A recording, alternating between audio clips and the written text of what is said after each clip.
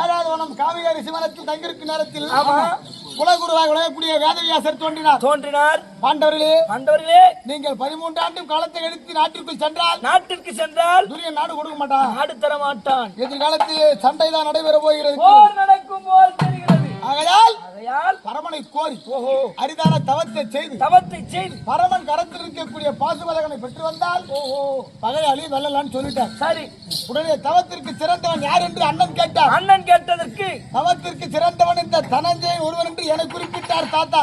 உண்மையா? ஆமா அர்ஜுனா மைத்துனா மாமா உன்னையா தவத்திற்கு சிறந்தவன் என்று குறிப்பிட்டார்கள். ஆமாயா, நீயே ஒரு பிளகா சுத்தமான பொம்பளை பறிக்கின்ற நீ பாரு. இல்லடா, இவன் எந்த பெண் அழகா இருக்குதோ அந்த பெண்ணு கூட்டி வையான்னு சொல்லுவான். அதுடே அங்க போய் அவனுக்கு கூட்டி வச்சுட்டு வருவான். இவனுடைய குணம் எனக்கு தான் தெரியும். ஆமா, நானும் பிள்ளைகா நீ பிள்ளைகாதான். நீ கூட்டி பண்ணி டாப்ரால் சரி பண்ணி எவ்வளவு பெரிய ஆள் பாரு. அப்போ அதெல்லாம் வெளியே சொல்லக்கூடாது மாமா. அப்படி மறைவுரை தரித்து நரனை குறித்து சிவனை நினைத்து நமச்சிவாய மந்திரத்தை உச்சரித்து பாராயணம் செய்து தவத்திற்கு செல்லும் பொழுது ஆனால் உங்களை மட்டும் மறந்துட்டியா? அன்னிதினமும் கோவிந்தா என்று அழைப்பான். இன்று தினம் என்னையே மறந்து விட்டு அழகராவென்று அவரை தேடி செல்கிறார். அது ஒன்றும் தவறு இல்லை மாமா. மைத்துனா, நான் தவத்துக்கு போறேன். ஆமா, என் ஆசீர்வாதம் பண்ணி அனுப்பு. சரி, நல்ல முறையோடு வெற்றியோடு கொஞ்சம் வெயிலுக்கு முன்னாடி போய் வந்திருப்பான். மாமா இப்பதான் ஞாபகம் வருது. என்ன? நீ உன் தங்கச்சி எனக்கு மறைமுகமா கூட்டி வச்சு பாரு. மறுபடியும் சொல்லக்கூடாது. அம்மா அதான் மறைமுகமா சேர்த்து வைத்தேனே. சேர்த்து வச்சல கூட்டி வைப்பதே குருகடாட்சம். அந்த குருகடாட்ச வேலை இப்ப நான் செய்திருப்பேன். உனக்கு இன்னும் கொஞ்ச நேரம் முன்னாடி வந்திருந்தா நான் உனக்கு அந்த வேலை செய்திருப்பேன். என்ன சொல்கிறாய்? ஆமாயா, புரியவில்லையே.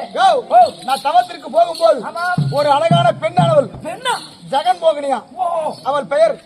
அழகான பெண் என்னையே துரத்தி கொண்டே வந்தாள். அழகா இருந்தாளா? ஆமா, அவ்வளவு அழகா. நான் தான் தவத்துக்கு போறேன்ல, அந்த பெண் மீது ஆசைப்பட முடியுமா? சரி, அதனால நீ இருந்தா உனக்கு அந்த வேலை செய்திருப்பேன். நீ எனக்கு கூட்டி வைக்க வேண்டாம்.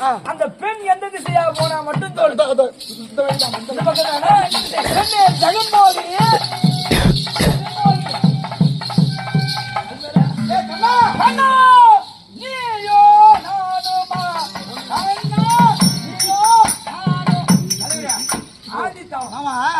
எவ்வளவு ஆசையோடு அந்த பெண்ணை தேடி செல்கிறேன். ஆமா ஆமா, இல்ல பெண்ணு போனா போட்டோம், அந்த பெண் அப்புறம் பாத்துக்கலாம். இப்ப எனக்கு ஒரு சந்தேகம் வருது. என்ன சந்தேகம்? உன்னை பார்த்தால் ஒரு மனிதனாக பிறந்தால் சந்தேகம் என்பதே இருக்கக்கூடாது. உன்னை பார்த்தா சந்தேகம் வருதா? என்ன சந்தேகம்? பின்னாடி பெண்களுக்கு இருக்கக்கூடிய சடை முடி கூந்தல் இவனோட கண்டு தெரியா? எவ்வளவு பெரிய கூந்தல் தொங்குது. என்ன இது?